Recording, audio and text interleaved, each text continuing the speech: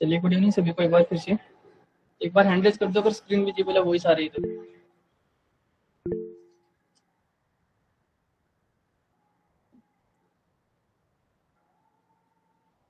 ठीक है, चलो हमने क्वेश्चन नंबर 4 कर लिया था, इसको लिख भी लिया होगा शायद, लिख लिया था ना। ठीक है, 5 करते हैं। क्वेश्चन नंबर 5 में देखना, वही देखो आपको कॉन्ग्रेंट दिखाने हैं। कॉन्ग्रेंट दिखाने के लिए 3 रूल मैंने बताए हैं, तो पहले आप खुद ट्राई करोगे कि इसमें से वो तीनों में से कौन सा रूल इसमें लगेगा। मैं आपको एक बार क्वेश्चन समझा दे रहा हूँ, देखना ध्यान से। क्वेश्चन ये है कि line L is the bisector of angle A. इस चीज को ध्यान से समझो। इसने बोला कि एंगल ए को लाइन जो एल है ना वो बाइसेक्ट करती है। इसका मतलब ये है कि जो ये एंगल ए बन रहा है ना, ये वाला इतना एंगल बन रहा है, इसको ये लाइन बाइसेक्ट करके जा रही है। ये बाइसेक्ट का मतलब बराबर डिवाइड करना। इसका मतलब यहाँ पे मान लो पूरा अगर 60 का था ना, तो 30 इधर बचेगा, 30 इधर बचेगा। इसका मतलब होता है ये, अगर ये पूरा 70 का था तो 35 इधर, 35 इधर, है ना। समझ गए मेरी बात को आप। यदि 80 का था तो 40 बचेगा।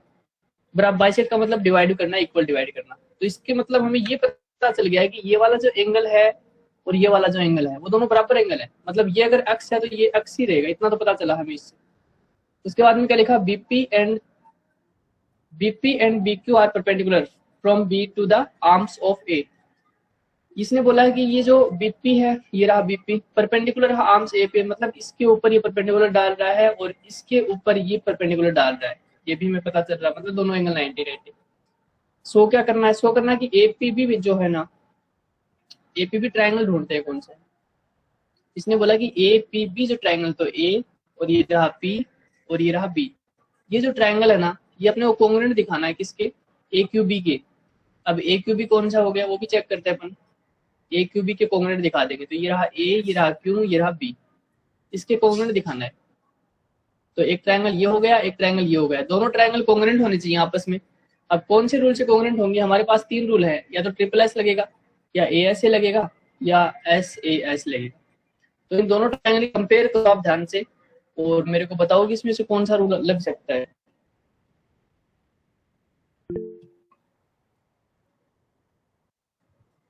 ये दोनों एंट्रेस कर देते हैं, इसमें टेंशन बढ़ जाती है।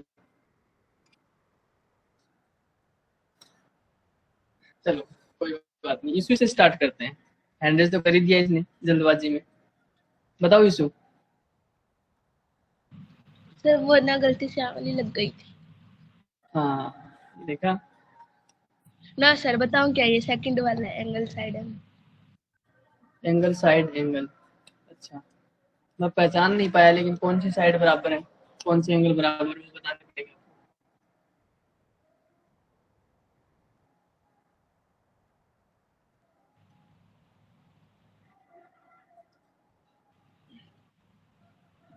बताओ बताओ Nikhil. Sir angle side angle. अच्छा कौन से 2 एंगल और साइड। सर एंगल तो ए जो एंगल है वो आपने बताया कि दोनों इक्वल है, अगर वो हाँ 40 है तो ये भी 40 है। हाँ सही बात और है। फिर अब इस साइड का एंगल 90 डिग्री और ऊपर भी 90 डिग्री है, दोनों सेम है। हाँ 2 एंगल हो गई, और फिर साइड और तो इनके बीच और की बता साइड। देंगे। हाँ मैं बता दो तो, इनके बीच की साइड होनी चाहिए। सर जो ए से जो पी तक है वो ए से क्यू तक, सर दोनों सेम है। नहीं बेटा, सेम कहाँ लिख रखा है, इसमें कहीं नहीं लिख रखा, पूरे क्वेश्चन में नहीं लिख रखा इक्वल है। सर मैं बताऊं क्या, हाँ बता दे तू। साइड एंगल साइड होगा। साइड एंगल साइड, अच्छा कौन सी 2 साइड बराबर है उन, और एंगल बताओ। सर QP बराबर है। QB बराबर है, ये भी कहीं नहीं लिख रखा। QB BP के बराबर, ये कहीं पे भी नहीं लिख रखा। परपेंडिकुलर नाम लिया है, बराबर का नाम नहीं लिया। सर मैं बताऊं BQ बराबर है। P BP और BQ। सर मैं बताऊं, BP और PQ नहीं बेटा, बताओ किसी का। सर जो लाइन AB है ना, वो दोनों ट्रायंगल के अंदर कॉमन है। कॉमन है, ये बात ठीक है आपकी, एकदम सही है। आगे बताओ। तो ये बराबर हो गई दोनों में, इस ट्रायंगल में भी मानी जाएगी, इसमें भी मानी जाएगी। अब यस 2 सर। एंगल और बताओ। सर एक तो सर ये x तो एक तो x हो गया, ठीक। और एक सर ये 90 से नीचे वाला ले लो सर। 90 से नीचे वाला ये कैसे बराबर हुए? तो सर फिर हम ऐसे इसको ले नहीं सकते ना, फिर सर ये टेढ़ा हो जाएगा गल की तरह। देखो सुनो, वैसे इसमें आपकी कोई गलती नहीं है, क्योंकि गलती इसलिए नहीं क्योंकि इन तीनों में से कौन सा ही रूल नहीं लिख रहा है इसमें, है ना। तो कोई घबराने की ज्यादा जरूरत है नहीं। मैं आपको स्टार्टिंग में बता रहा हूँ, देखो 4 रूल होते हैं कॉन्ग्रुएंसी के। मैंने बताए थे 3 रूल हम पढ़ रहे हैं और आरएचएस में बाद में पढ़ाऊंगा, ऐसा कुछ बताया था मैंने, याद हो तो आपको बताया था ना। तो इसमें लगेगा, इसमें आरएचएस का रूल लगेगा, ठीक है, पाइथागोरस थ्योरम जिसको बोलते हैं ना, आरएचएस रूल लगेगा। अब आरएचएस रूल कैसे लगता है वो सुनो ध्यान से, ठीक है। देखो आरएचएस रूल ये बोलता है कि आरएचएस रूल ये बोलता है, दो ट्राइंगल है, सबसे पहली बात तो जरूरी है कि उसमें 90 डिग्री का एंगल होना जरूरी है, तभी आरएचएस रूल लगेगा, पहली बात, ठीक है। तो एक अब आरएचएस का मतलब क्या है? आर का मतलब राइट एंगल, एच का मतलब हाइपोटेनियस और एस का मतलब कोई भी साइड, ठीक है। आर का मतलब राइट एंगल, एच का मतलब हाइपोटेनस और एस का मतलब कोई भी साइड। ध्यान से सुन लेना, आप समझ आ जाएगा एक बार में। तो आरएचएस रूल ये बोलता है कि आरएचएस रूल से आप दो ट्रायंगल कॉन्ग्रुएंट दिखा सकते हो, कब? जब उसमें दोनों में राइट एंगल हो और उसकी हाइपोटेनस इक्वल हो और उसमें कोई भी एक साइड इक्वल हो, ऐसे, ठीक है, ऐसा होता है। अब देखो करते हैं इसमें आरएचएस रूल लगा के देखते हैं। तो मैं क्या करूंगा, यहाँ पे ये जो ट्रायंगल दिख रहा ना, ये वाला ट्रायंगल ऊपर वाला, ठीक है, इसके अंदर अपन क्या करोगे, राइट एंगल बन रहा है, राइट एंगल। तो सबसे इंपॉर्टेंट इसमें ये है आरएचएस के अंदर की राइट एंगल के सामने वाली साइड, जिसको आप हाइपोटेनस क्या होता है, हमेशा राइट एंगल के सामने की साइड होती है, आपको याद हो तो। जैसे मान लो मैंने कि राइट एंगल बनाया, इसको नाम दिया मैंने एबीसी, तो अगर राइट एंगल यहाँ बन रहा है तो इसके सामने की साइड को आप हाइपोटेनस बोलते हो, तो इसका मतलब ये वाली साइड है ना, वो हाइपोटेनस है, ठीक है। ये याद रखो, राइट एंगल के सामने आपको हमेशा हाइपोटेनस मिलता है। तो अगर राइट एंगल और हाइपोटेनस मिल गया ना, तो उसको आप वो बना सकते हो, मतलब कॉन्ग्रुएंट ट्रायंगल बना सकते हो। तो देखो चेक करते हैं। अब बात ये है कि इसमें मैं दो ट्रायंगल बना रहा हूँ, एक बार ये ट्रायंगल बना लिया, एक बार मैंने पी क्यू आर बना लिया। यहाँ पे एक ट्रायंगल मैंने बना दिया पी क्यू आर, ये मैंने लिखा पी, ये मैंने लिखा क्यू, ये मैंने लिखा आर। मान लो कि इसकी ये साइड है, हाइपोटेनस है ये 10 सेंटीमीटर की, 10 की, ठीक है, और राइट एंगल ये बन ही रहा है। और इसमें अगर मैं देखूँ तो ये 10 की है मान लो, और राइट एंगल ये बन रहा है, तो इसमें आरएचएस नहीं लग सकता। रीजन क्या हुआ, कौन बताएगा मेरे को, रीजन क्या हुआ? देखो मैं फिर से बता रहा हूँ, इसमें ये एंगल 90 था, इसमें ये एंगल 90 का है, इसमें ये साइड 10 की है, इसमें ये साइड 10 की है, ठीक है। तो इसमें आरएचएस रूल नहीं लगा। क्यों नहीं लगा? क्योंकि सर निखिल बता, हाँ बता दो, किसी का बता दो।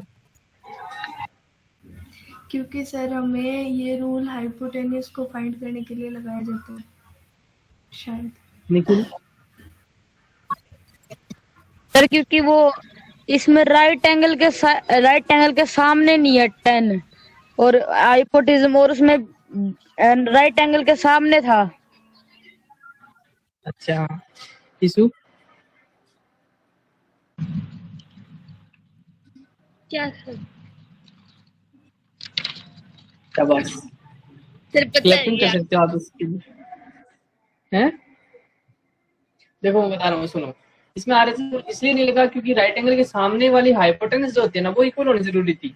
10 की साइड मान ली, इसमें 10 की साइड है, इसमें भी 10 की साइड है, लेकिन इससे कोई फायदा नहीं हुआ क्योंकि राइट एंगल यहाँ बन रहा है। अगर ये वाली साइड 10 की होती तो इसमें आरएचएस लगता, तो इसका मतलब नहीं लिखा। चलो इसमें चेक करते हैं लगता है कि ये मैंने फर्स्ट ट्रायंगल माना, ये मैंने सेकंड ट्रायंगल माना। अब चेक करते हैं, आप देखो कि राइट एंगल दोनों में बन रहे हैं, ठीक बात है। राइट एंगल के सामने की साइड अगर बराबर होगी तो आरएचएस लिख देगा इसमें। तो देखो राइट एंगल के सामने की साइड है क्या, तो राइट एंगल के सामने की साइड ये रही, ये है, और राइट एंगल के सामने इसमें कौन सी है, ये, और ये साइड बराबर है, ये दोनों ट्रायंगल में, क्योंकि ये कॉमन लाइन है इसलिए बराबर तो दोनों में होनी है। अब बात करते हैं तीसरी साइड की। तीसरी साइड बराबर है कि, क्योंकि रूल क्या बोलता है, राइट एंगल हो और एक हाइपोटेनस वाली साइड बराबर हो और एक कोई भी एस फोर साइड, एक कोई भी साइड एक बराबर हो, ठीक है। अब सुनो इसमें देखेंगे तो कोई भी एक साइड बराबर हो तो कौन सी साइड बराबर हो जाएगी? तीसरी साइड। मैं इसको सारे को रफ करके एक बार बता रहा हूँ। देखो, तो दो चीजें तो हमें पता चल गई कि एक तो ये साइड बराबर है, एक राइट एंगल हो गया, दो काम हो गए। तीसरी साइड चाहिए हमें कौन सी? तो ये वाली साइड इसके बराबर तो है नहीं, कहीं नहीं दिया इसने, कहीं नहीं बता रखा।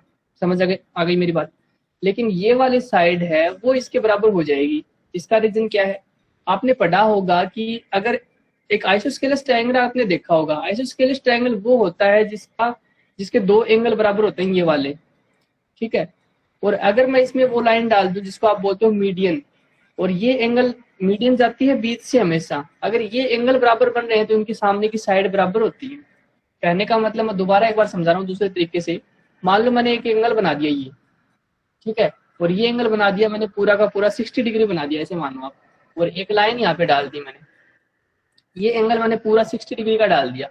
अब मैं क्या कर रहा हूँ, इस 60 डिग्री को बाइसेक्ट कर रहा हूँ, तो 60 को बाइसेक्ट करूंगा तो ये लाइन यहाँ से जाएगी, ठीक है। तो ये 30 इधर बचेगा, 30 इधर बचेगा, है ना।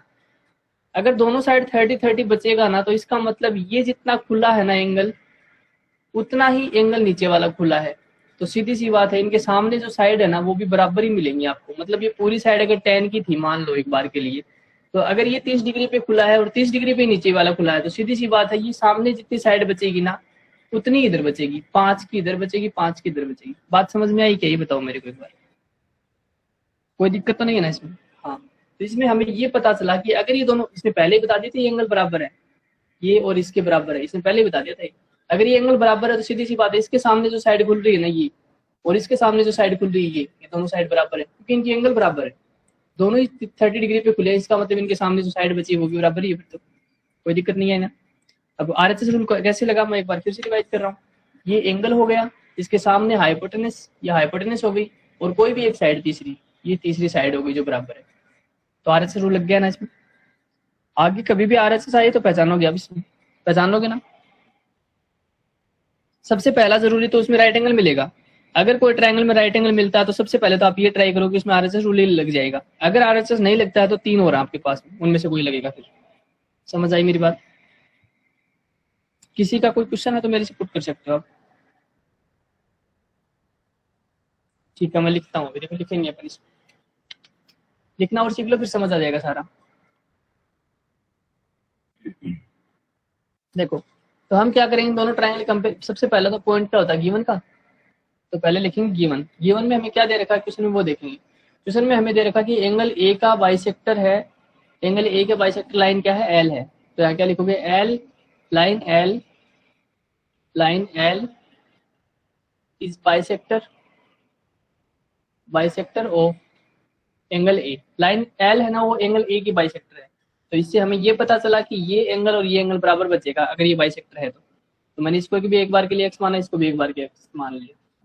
दूसरा पॉइंट, बस इतना ही ठीक है, इसमें सारा कुछ लिखने की जरूरत नहीं है। परपेंडिकुलर भी दे रखे हैं ये सारी चीजें, तो आप लिखना चाहो तो लिख सकते हो। क्या कि BP and BQ are perpendicular,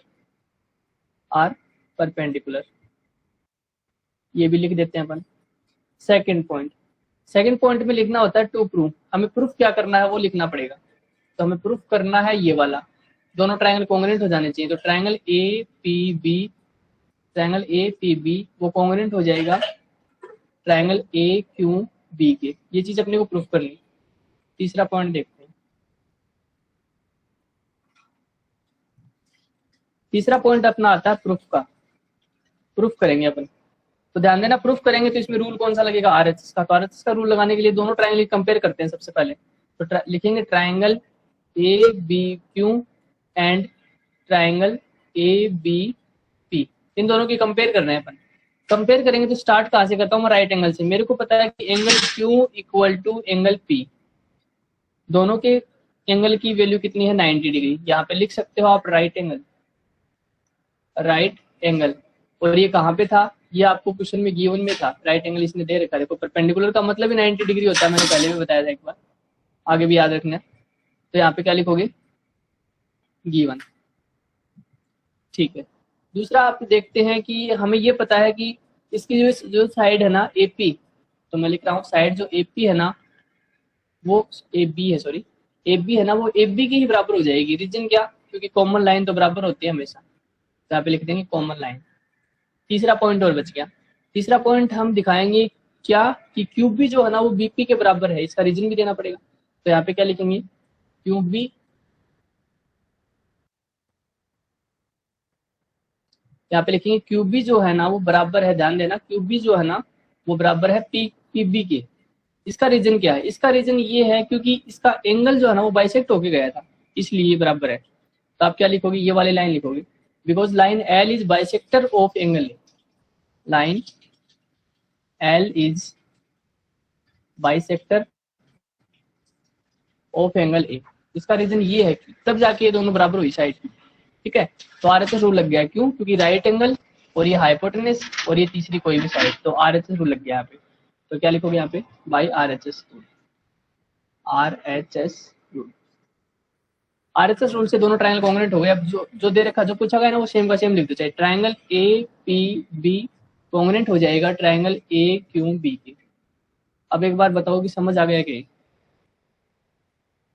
बहुत अच्छा क्वेश्चन था, बिल्कुल आसान था, इंपॉर्टेंट क्वेश्चन है, तैयार कर लेना अच्छे से, उतारो इसको।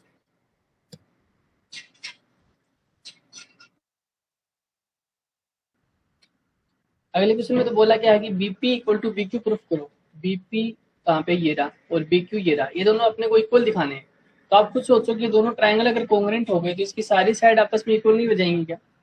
तो ट्रायंगल ही अगर कॉन्ग्रुएंट हो गए तो इसकी सारी साइड इक्वल हो जाती है आपस में। ट्रायंगल फर्स्ट और ट्रायंगल सेकंड अगर इक्वल हो गए तो आपको पता है कि ये साइड इसके बराबर हो जाएगी, ये वाली साइड कॉमन है ही बराबर होनी थी, और ये वाली साइड इसके बराबर हो जाएगी। फर्स्ट इक्वेशन मान लेंगे इसको। तो फर्स्ट इक्वेशन में अगर हमें कॉन्ग्रुएंट दिखा दिया तो सेकंड में अपन क्या कर सकते हैं, दो ट्रायंगल अगर हम लाइन वो लिखेंगे कि if two triangle are congruent then all angles and all side are equal, ठीक है, उनकी जो सारे एंगल और सारी साइड क्या हो जाती है, इक्वल हो जाती है। तो आप सेकंड वाले पॉइंट में लिख लें। तो सेकंड में क्या लिखेंगे अपन, फ्रॉम इक्वेशन फर्स्ट से हमें क्या पता चला कि ट्रायंगल ए पी बी जो है ना वो कॉन्ग्रुएंट आ रखा है ट्रायंगल ए क्यू बी के। और अगर ये कॉन्ग्रुएंट आ गए तो इसका मतलब इसकी सारी साइड और सारे एंगल इक्वल हो जाते हैं। तो यहाँ पे क्या लिखोगे, if two triangle are congruent,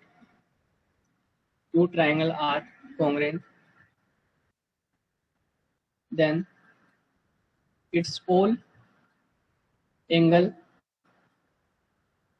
and all side are equal. और हमें कौन सी इक्वल चाहिए वो लिखेंगे, सिर्फ सारे ये क्या लिखेंगे, बीपी इक्वल हो जाएगी क्यू के, ठीक है, उतार लो।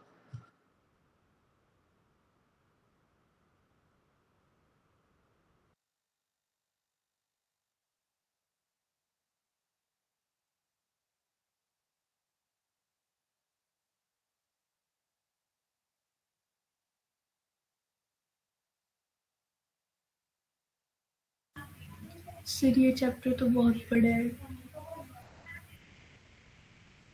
हाँ चैप्टर तो बड़ा है बेटा, लेकिन है इजी, क्योंकि सारे में वही वो कॉन्सेप्ट चल रहे हैं। देखो ये 4 रूल मैंने बता दिए ना, हर में यही चलेंगे। कोई भी क्वेश्चन देख के आपको ये पता लगाना है, बोलो। सर शायद छुट्टियों में यही चैप्टर होगा।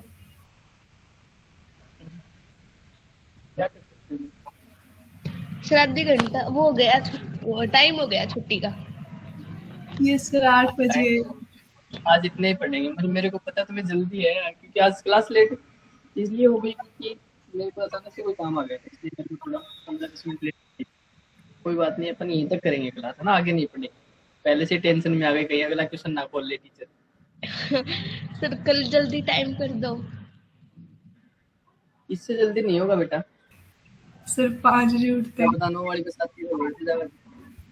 सर 5 मजाक बजे। नहीं, देखो शाम के टाइम 5 बजे उठने वाले दिखे नहीं आप मेरे को। सर आपको यकीन नहीं हो रहा सर, मैं सच में 5 बजे उठती हूँ। मेरे इसमें तो 9 वाली बस का हॉर्न सुन के उठती है, मेरे को पता है। इनकी घर के आगे से जाती हूँ। यस कभी कभी तो वो हॉर्न देके चली जाती है, उठती नहीं है। सर कभी पता कि आज भी 9 वाली। सर वो मैथ वाले सर से पूछना सर। आज के लिए सिर्फ इतना ही। Okay bye, good night. Good morning sir, सुबह के लिए। Red one